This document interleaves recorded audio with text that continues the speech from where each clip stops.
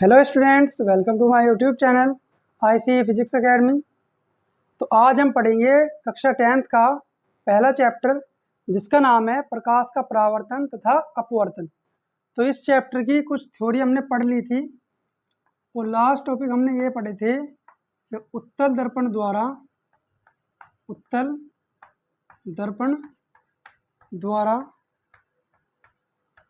प्रतिबिंबों का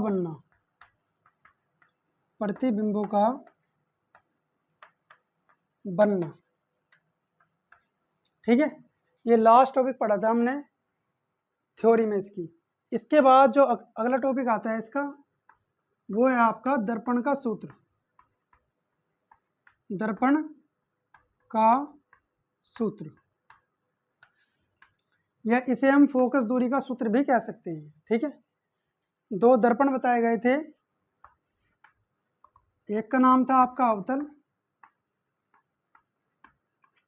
और दूसरा था उत्तल।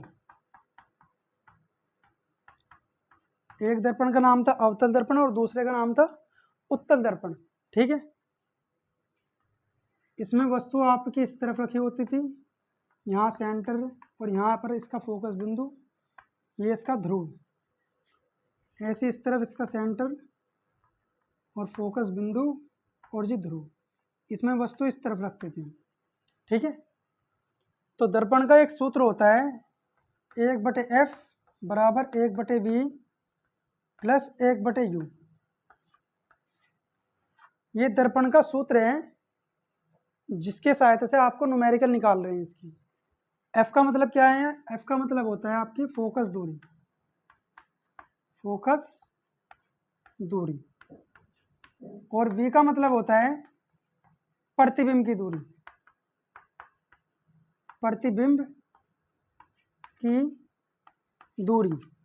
ठीक है, F हमारी फोकस दूरी होगी, P से फोकस बिंदु, ध्रुव और फोकस बिंदु के बीच की दूरी को कहते थे हम फोकस दूरी। P और F के बीच की दूरी होती थी हमारी फोकस दूरी। तो ये फोकस दूरी, ये दर्पण की फोकस दूरी है। ठीक है, V का मतलब है प्रतिबिंब की दूरी, जो प्रतिबिंब बनते थे इनसे। ठीक है, ये प्रतिबिंब का बनना हमने इससे पहले वाली वीडियो में सीख लिया था। U का मतलब होता है वस्तु की दूरी, वस्तु या इसे बिंब भी बोल सकते हैं, वस्तु को बिंब की दूरी। ठीक है, फोकस दूरी F का मतलब, V का मतलब प्रतिबिंब की दूरी, और U का मतलब होता है वस्तु की दूरी या बिंब की दूरी। तो यह वाला सूत्र आज हम प्रूफ करेंगे कि यह वाला सूत्र आखिर आया कैसे। ठीक है, तो स्टार्ट करते हैं, दर्पण का सूत्र ये वाला सिद्ध करते हैं। इसे मिटा देते हैं। इससे पहले वाली वीडियो में सारी चीज़ें आपको बताई गई थी कि अवतल दर्पण और उत्तल दर्पण क्या होता है, इनकी परिभाषाएं क्या थी, और इनके द्वारा प्रतिबिंब कैसे बनते थे, और इनका उपयोग हम कहाँ पर कर सकते हैं। तो ये सारी चीज़ें इससे पहले वाली वीडियो में आपको बता दी गई थी। ठीक है, यदि आपने वो वीडियो ना देखी हो तो उसे एक बार ज़रूर देख लेना, ताकि आपको ये वाली वीडियो अच्छे से समझ में आ जाए। तो चलिए स्टार्ट करते हैं। दर्पण का सूत्र, दर्पण का सूत्र, दर्पण का सूत्र है आपका, यहाँ शायद ना दिख रहा हो, 1/F बराबर 1/V प्लस 1/U। ठीक है, ये वाला सूत्र हम सिद्ध करेंगे अब। तो ये वाला सूत्र हम सिद्ध करेंगे अवतल दर्पण की सहायता से। तो इसका डायग्राम बनाते हैं। यह आपका अवतल दर्पण है, जिसके बाहर की ओर पारे की या लाल ऑक्साइड की कली होती है। ठीक है, कौन सा दर्पण है हमारा? अवतल दर्पण है।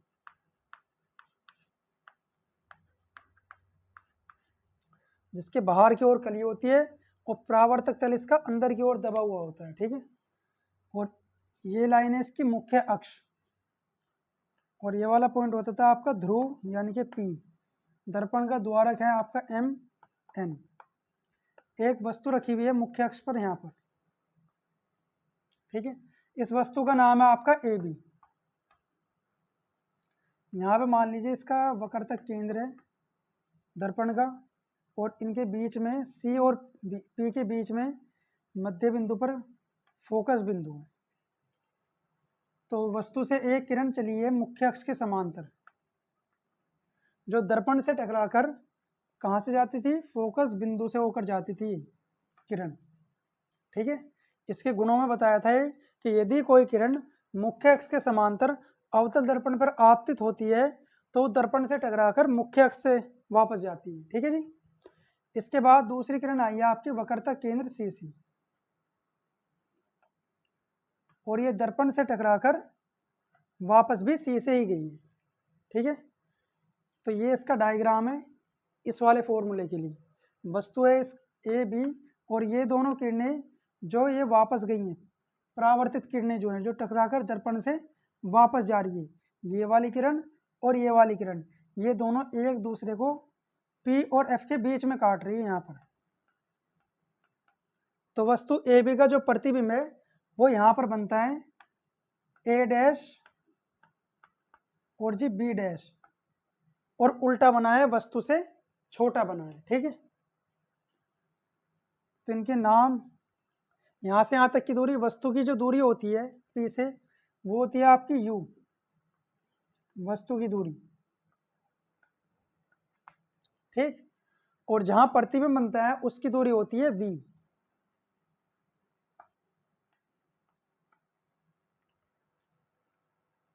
और F तक की दूरी होती है आपकी फोकस दूरी, स्मॉल f। ठीक है, तो चलिए इस डायग्राम के बारे में लिखते हैं अब, जो चीजें हमने बनाई हैं। माना एक अवतल दर्पण, माना एक अवतल दर्पण, नाम है इसका MN। माना एक अवतल दर्पण MN की मुख्य अक्ष पर एक वस्तु, या वस्तु को हम बिंब भी लिख सकते हैं। ठीक है, वस्तु ए बी, वस्तु का नाम है ए बी।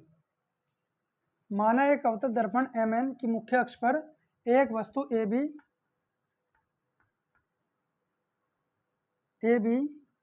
दर्पण से U दूरी पर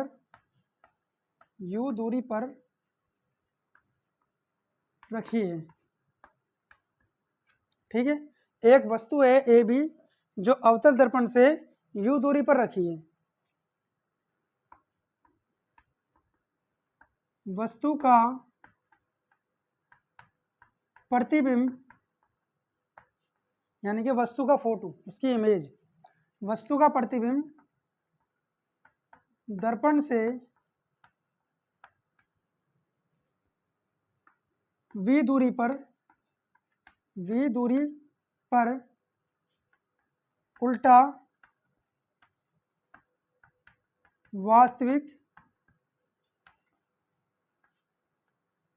वास्तविक वस्तु से छोटा,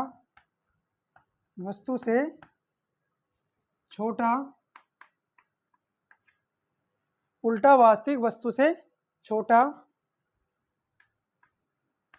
फोकस बिंदु यानी कि F, व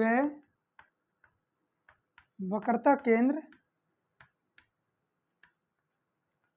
यानी कि C के बीच में बनता है, बीच में बनता है A डैश और B डैश। ठीक है, जो बीच में बनता है वो क्या है, A डैश और B डैश। इसके अलावा दर्पण की फोकस दूरी स्मॉल f है। ठीक है ना यहाँ तक। तो ये जो हमने डायग्राम बनाया था अवतल दर्पण का, इसके बारे में लिखा है कि माना एक अवतल दर्पण है MN, इसका नाम है MN, और दर्पण की मुख्य अक्ष पर एक वस्तु रखी हुई है AB, जिसकी दर्पण से दूरी है वो कितनी है, u है, ठीक है। और जी वस्तु का जो प्रतिबिंब है वो दर्पण से v दूरी पर बना है। वस्तु का जो फोटो बना है ये दर्पण से कितनी दूरी पर बना है, v दूरी पर बना है। और कैसा बना है, उल्टा, वास्तविक वस्तु से छोटा, उल्टा बन रहा है, वस्तु से छोटा बना है और वास्तविक बना है। और फोकस बिंदु यानी कि F और जी वक्रता केंद्र यानी कि C, इनके बीच में बना है, C के बीच में बनता है। कैसा बनता है, A dash B dash, A dash B dash, ठीक है। और दर्पण की फोकस दूरी है हमारी स्मॉल f। तब ध्यान से देखो, इस वाले डायग्राम में दो त्रिभुज बन रहे हैं, एक तो ये वाला और एक छोटा सा ये बन रहा है त्रिभुज, ठीक है। और ऐसी सेम ये भी बन रहे हैं, थर्ड बोल सकते हैं इसे, और एक ये वाला छोटा सा फोर्थ। ये चार त्रिभुज बन रहे हैं इसमें। तो हम पहले ये वाले दो त्रिभुजों की बात करेंगे, इसकी और इसकी। तब त्रिभुज ABC व त्रिभुज A dash B dash C व त्रिभुज A dash B dash C में, ठीक है। पहला वाला जो त्रिभुज है और दूसरा त्रिभुज जो है, इनके बारे में बात करेंगे। तो पहले आप इसका एक बार स्क्रीनशॉट ले लो, इससे आगे चलते हैं। फिर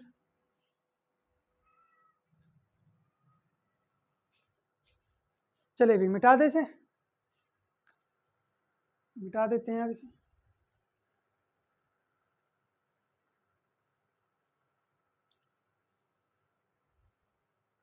तो हम बात कर रहे थे त्रिभुज ABC और A dash B dash C की। तो बात करते हैं त्रिभुज ABC और A dash B dash C की, ठीक है। तो इन दोनों त्रिभुज में एक बार फिर से लिख देते हैं, त्रिभुज ABC व A dash B dash C में, इन दोनों त्रिभुजों में ये वाला जो एंगल है C, ये वाला एंगल और ये वाला एंगल, ये आपस में बराबर हैं। C वाला जो एंगल है, एंगल AC और जी B, ये बराबर है एंगल A डैश C और B डैश की। जब इस तरीके से लिखते हैं, इसका मतलब होता है जो बीच में लिखा हुआ है इसकी बात कर रहे हैं। तो जो कोण C है वो आपस में क्या है, बराबर है, इस त्रिभुज का भी और इसका भी। क्यों है, क्योंकि ये शीर्षाभिमुख कोण है। मैथ में पढ़े होंगे आपने, इनका नाम है शीर्षाभिमुख कोण, ठीक है। इसके बाद ये वाला एंगल और जी ये वाला एंगल, ये वाला कोण और ये वाला कोण, ये भी आपस में बराबर हैं, क्योंकि दोनों कैसे हैं, समकोण हैं, 90 के हैं, ये भी और ये भी। तो एंगल BAC बराबर है कोण किसके, B डैश A डैश और C की, क्योंकि कैसे हैं, समकोण है। यदि किसी त्रिभुज की दो चीजें, दो एंगल बराबर हों, तो वो त्रिभुज कहलाते हैं फिर आपके समरूप। कैसे होते हैं वे त्रिभुज, समरूप। तो नीचे लिखिए, अतः त्रिभुज ABC समरूप होंगे A dash B dash C की, ठीक है। समरूप है तो समरूप त्रिभुज की एक खास बात होती है कि इसके लंबों का अनुपात इसके आधारों के अनुपात के बराबर होता है। इस वाले त्रिभुज का लंब AB और इस वाले त्रिभुज का लंब A डैश B डैश बराबर होगा इस वाले त्रिभुज के आधार के, यानी कि AC, और इस वाले त्रिभुज के आधार के A डैश C। ये समरूप त्रिभुज की प्रॉपर्टी है, इसके गुण है कि इनके लंब, इसके त्रिभुजों का जो लंब होता है, इनका अनुपात इनके आधारों के अनुपात के बराबर होता है, ठीक है, समरूप त्रिभुज में। तो ये वाला फॉर्मूला हो गया, इसे हम बना देते हैं इक्वेशन नंबर फर्स्ट, ठीक। अब सेम इसी तरीके से हम बात करेंगे त्रिभुज, ये तीसरा और चौथा जो है ये भी दो त्रिभुज है, इनमें भी हम सिर्फ सेम ऐसे ही बात करेंगे कि त्रिभुज, इस बिंदु को कोई नाम लिख देते हैं, जैसे कि ए बी सी, इसका नाम लिख देते हैं डी, और यहाँ से हम लंब खींच, इस पर एक लंब डाल देते हैं ई, ठीक है। तो त्रिभुज डी ई एफ में नीचे लिखेंगे इसी प्रकार त्रिभुज डी ई एफ व त्रिभुज ए डैश बी डैश एफ में, त्रिभुज डी ई एफ और ए डैश बी डैश एफ में, तीसरा और चौथा जो त्रिभुज है इसकी बात कर रहे हैं हम। सेम यही तरीका, इसमें भी ये वाला जो एंगल है और ये वाला जो एंगल है ये आपस में होंगे बराबर, क्योंकि ये भी क्या है, शीर्ष अभिमुख कोण है। तो लिख सकते हो आप दोबारा से कि कोण डी एफ ई बराबर है कोण ए डैश एफ और बी डैश की, ए डैश एफ और बी डैश की, ये दोनों कोण बराबर है क्योंकि क्या है, शीर्ष अभिमुख कोण है, ठीक है। पूरा नाम चाहे पूरा लिख सकते हो, शीर्षाभिमुख कोण, ठीक, शीर्षाभिमुख कोण है। इसके बाद ये वाला जो एंगल है, ये जो दिख रहा है, और ये वाला जो एंगल है, ये दोनों एंगल समकोण है, यानी कि 90 डिग्री के हैं। तो ये भी आपस में बराबर होंगे, तो इन्हें भी लिखेंगे हम कि कोण बी, कोण डी ई और एफ बराबर है कोण बी डैश ए डैश और एफ की, क्योंकि कैसे हैं, समकोण है। सेम ऐसे जैसे ऊपर लिखा था, तो इसी तरीके से ये वाले त्रिभुज भी क्या हो जाएंगे आपस में समरूप, ठीक है। तो ये नीचे लिख देंगे, अतः त्रिभुज डी ई एफ व त्रिभुज ए डैश बी डैश एफ भी समरूप होंगे, ठीक। तो इनके लंबों का अनुपात भी इनके आधारों के अनुपात के बराबर होगा। तो लिखते हैं आगे, मिटा दे इसे, चलिए जी इसे मिटा देते हैं।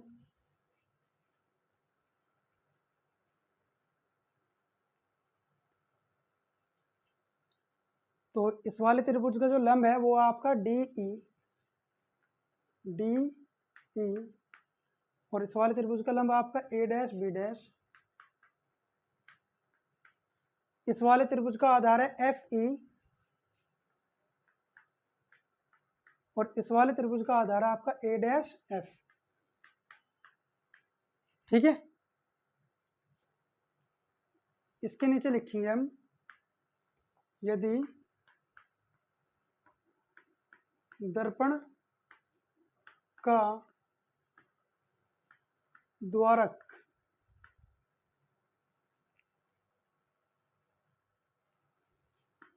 यदि दर्पण का द्वारक छोटा हो तब, यदि दर्पण का द्वारक छोटा हो तब एफ ई ये लगभग बराबर होगा एफ पी के। यदि दर्पण हमारा छोटा है तो उस दौरान एफ ई बराबर होगा लगभग किसके, एफ पी के, ठीक है। कैसे होगा, ये जो दूरी है ना एफ से ई तक की, ये लगभग बराबर हो जाएगी एफ पी की, जब दर्पण छोटा हो जाएगा। जब दर्पण छोटा सा होगा तो उस दौरान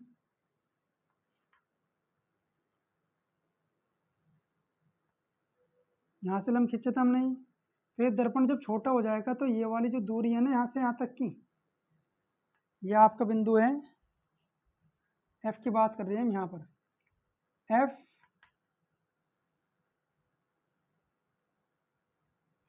ये ऐसे होगा। ये दर्पण जब हम छोटा कर देंगे इसे, तो वस्तु रखी हुई थी ऐसे हमारी, और ऐसे इसका डायग्राम बना था, ठीक है। ये आपका अवतल दर्पण है, ये आपका फोकस बिंदु था, ये हमने लंब खींचा था इस पे। तो यदि दर्पण और छोटा हो जाए तो ये वाली जी दूरी है एफ से यहाँ तक, ये बिंदु था डी, सॉरी ई था ये, तो एफ ई जो है ये बराबर हो जाएगा लगभग पी के। वे बीच की छोटी सी दूरी है ना, ये लगभग खत्म हो जाएगी। कब? जब दर्पण का द्वारक, द्वारक का मतलब होता है इसका ये एरिया या इसका मुंह, दर्पण का जो मुंह है वो क्या हो जाए, छोटा हो जाए। तो उस दौरान जो हम एफ ई ए लगभग बराबर लिख सकते हैं एफ पी की। तो लिखते हैं इसमें एफ ई की जगह लिख देंगे हम एफ पी। तो ये हो जाएगा आपका डी ई अपॉन ए डैश बी डैश, और जी बराबर रहेगा एफ ई की जगह क्या लिखेंगे हम, एफ ई की जगह एफ पी, और नीचे रहा ए डैश एफ। ठीक, इसे अलग कर लेना भी, ये यूज होगी अभी। ये जो लिखा हुआ है आपका डी ई, डी से ई तक की जो दूरी है ये समांतर है इस वाली भुजा के ए बी के। तो नीचे लिखेंगे अतः या चूंकि डी ई समांतर है ए बी की, तब यहाँ आप ए बी लिख देते हैं, ए बी बटे ए डैश बी डैश बराबर एफ पी अपॉन ए डैश एफ। इक्वेशन होगी सेकंड। ये समीकरण पहली थी और ये दूसरी थी। अब ध्यान से देखो, समीकरण एक और जी दो की जो लेफ्ट हैंड साइड है, LHS जो है ये वाली साइड, आपस में बराबर है या नहीं? तो इनकी जो राइट हैंड साइड है वो भी आपस में क्या होगी, बराबर। यदि दो समीकरणों की एक साइड बराबर होती है तो उनकी दूसरी साइड भी आपस में बराबर होती है। तो नीचे लिखेंगे समीकरण एक व दो सी के बाद ये वाली साइड जो है आपकी ए सी अपॉन ए डैश सी, ये बराबर हो जाएगी एफ पी अपॉन ए डैश एफ की। ठीक है, एक बार लिख लो इसे, इससे आगे चलते हैं, फिर मिटा दे इसे।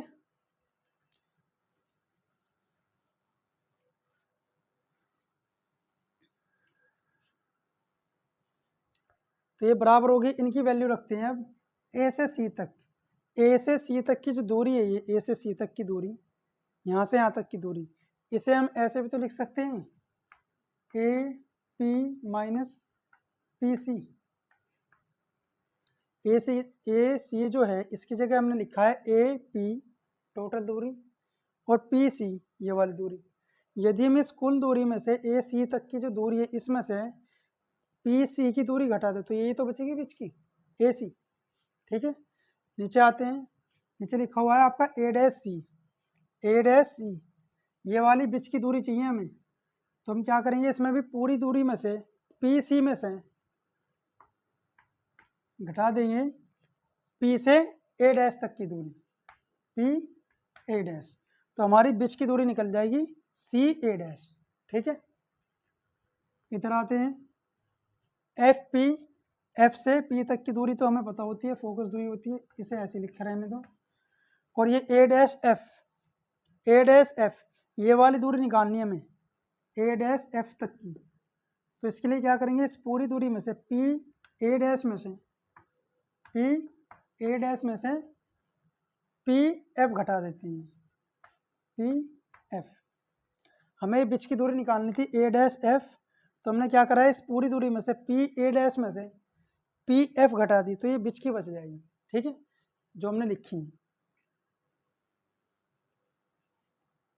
तो मान रखते हैं इनके आप ए से पी तक की जो दूरी होती है, ए से पी तक की जो दूरी है ये वस्तु की दूरी है, और वस्तु की दूरी हमने यू मानी थी, तो इसकी जगह लिखेंगे हम यू, और वो भी माइनस का यू। ठीक है, ये चीज़ें भी याद रखना है। दर्पण यदि आपका अवतल है, इसे कहीं साइड में नोट कर लेना जरूर। ये बिंदु P है, इससे इस तरफ की दूरी होती है आपकी सारी माइनस की। इसे आप ऐसे मान सकते हो, जो गणित में मूल बिंदु पढ़ते हैं ना, तो मूल बिंदु ये एक्स अक्ष और ये वाई अक्ष, तो इस तरफ की दूरी क्या लेते हैं हम, प्लस की, ऊपर की दूरी प्लस, इस तरफ की माइनस और नीचे की भी माइनस। तो ऐसे याद रखना, ऐसे याद कर सकते हो उत्तल दर्पण के लिए। ये जो P है इसे मूल बिंदु मान सकते हैं, तो इस तरफ की दूरी तो होगी प्लस, और इस तरफ की दूरी होगी माइनस, ऊपर की दूरी प्लस और नीचे की दूरी माइनस। ठीक है, तो ये जो अवतल दर्पण है इसमें सारी ये वस्तुएं और सारी दूरी इस तरफ है, तो ये वैल्यू कैसे लेंगे हम, माइनस में लेंगे। ठीक है, तो वस्तु की दूरी u जो है कैसे लिखी है हमने, माइनस की, फिर माइनस का निशान है, फिर P से C तक की दूरी, P से C तक की जो दूरी है सेंटर तक की, वो होती है आपकी वक्रता त्रिज्या, यहाँ से यहाँ तक की दूरी जो वक्रता त्रिज्या स्मॉल r, कैसे लेनी है, माइनस की। P से C तक की दूरी माइनस r ही होगी, ये भी वक्रता त्रिज्या है P से C तक की दूरी, फिर माइनस P से A डैश, P से A डैश, A डैश का मतलब है प्रतिबिंब, तो प्रतिबिंब की दूरी है V, और V कैसे लेंगे हम, माइनस का। P से F तक की दूरी, P से F तक की दूरी होती है हमारी ये फोकस दूरी, तो इसे लिखेंगे माइनस का स्मॉल f।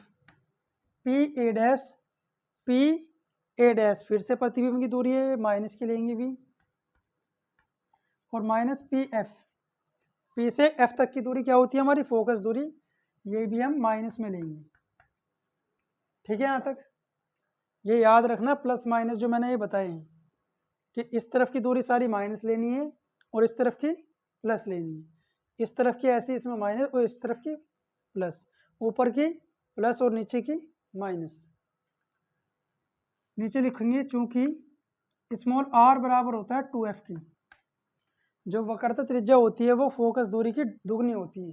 ठीक है, तो ये मान यहाँ पर रख देते हैं, माइनस का u, माइनस माइनस हो जाएगा प्लस, और f का r का मान रखा हमने 2f, r की जगह 2f, माइनस माइनस हो जाएगा प्लस, और v बराबर माइनस का f माइनस का v, और माइनस माइनस हो गया प्लस f। ठीक, इस वाले पूरे पद की गुना इस तरफ और इस वाले की इस तरफ, क्रॉस मल्टीप्लाई कर रहे हैं, इसकी इस तरफ माइनस यू में गुना करेंगे हम इसकी माइनस वी प्लस एफ की, फिर 2f में करेंगे प्लस 2f की गुना करेंगे इस पूरे में माइनस का v प्लस एफ में। ठीक है, इसकी इसमें करेंगे अब बराबर माइनस एफ की गुना हम कर रहे हैं माइनस 2f प्लस v में। ठीक है, यहाँ तक तो कर देते हैं गुना, माइनस यू की माइनस वी में जब हम गुना करेंगे तो ये प्लस का यू वी आ जाएगा बस। ठीक है, माइनस यू की प्लस एफ में करेंगे तो माइनस का यू एफ बनेगा, फिर प्लस का निशान है, अगले ब्रैकेट पे आते हैं, 2f की गुना माइनस वी में करेंगे तो ये माइनस का आ जाएगा, 2f v प्लस 2f की f में करेंगे तो प्लस का 2f स्क्वायर हो जाएगा, क्योंकि f स्क्वायर हो जाएगा। बराबर से इधर आते हैं, f की माइनस 2f में करेंगे तो प्लस का 2f स्क्वायर बचेगा, और माइनस f की प्लस v में करेंगे तो माइनस एफ वी। ठीक है, मिटा दे ऊपर से यदि लिख लिया हो, चलिए जी मिटा देते हैं इसे।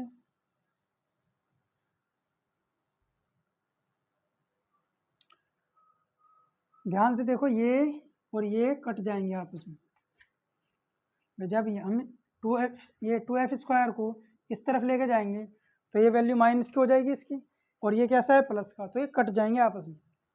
तो ये बचा आपका u v minus U F minus 2FV को बराबर के इधर बचाया हमारा माइनस का FV, ये बचा है ना, ठीक है। इसके अलावा ये जो माइनस की वैल्यू है इन्हें इधर ले आते हैं तो प्लस हो जाएंगे। इस तरफ बचेगा आपका UV, इधर ये जब इधर आएंगे UF तो ये हो जाएगा प्लस, ये भी 2FV भी प्लस का हो जाएगा 2FV, और इधर माइनस का था FV। ये 2FV जो है इसमें से एक FV घटेगा तो प्लस का एक FV बचेगा। UV बराबर UF प्लस का FV, ये दो में से एक घटा दे तो एक बचेगा प्लस का, ठीक है। अब लिखेंगे दोनों पक्षों में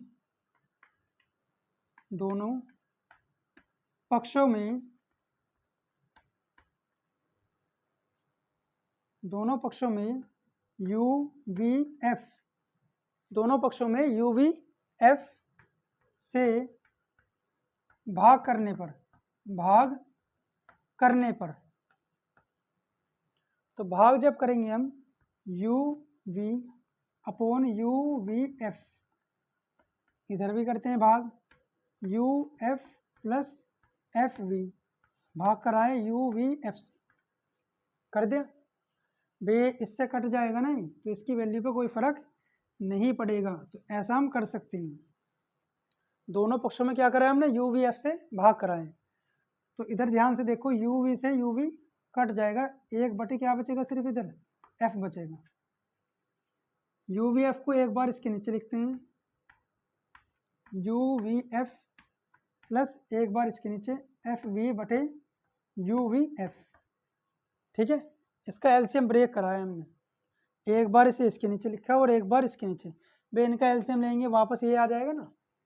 तो यहाँ पर बचा है आपका UF से UF कट जाएगा, यहाँ पर है FV तो FV से FV कट जाएगा तो एक बटे F बराबर बचेगा एक बटे, यहाँ बचा V प्लस यहाँ बचेगा 1/1/U। तो यह आपका दर्पण की फोकस दूरी का सूत्र है, 1/F बराबर 1/V प्लस 1/U, ठीक है। इसे आपको अच्छे से तैयार करना है क्योंकि ये इस पर न्यूमेरिकल है बहुत सारे जो आपको हल करने हैं। लिख लो इसे एक बार, इससे आगे चलते हैं, मिटा दे इसे, अब चलिए जी मिटा देते हैं।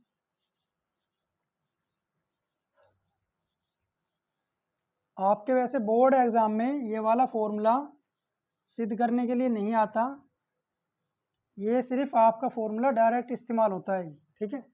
लेकिन ये आपका फॉर्मूला 12th में आएगा आपके सामने सिद्ध करने के लिए, ठीक है जी। इसके बाद अगला टॉपिक आता है आपका रेखीय आवर्धन। रेखीय आवर्धन,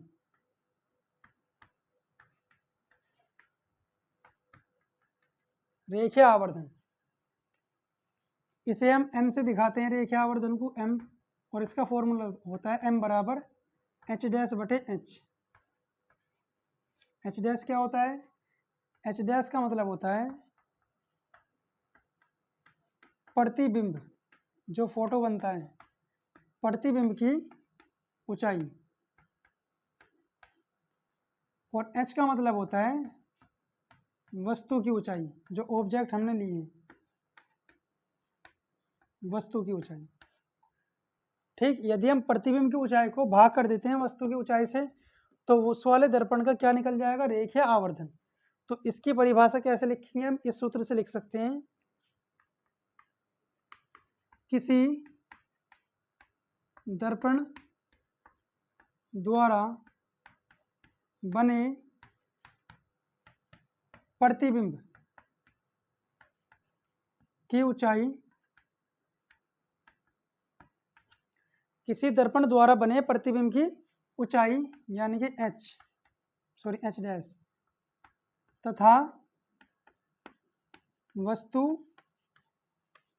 की ऊंचाई यानी कि h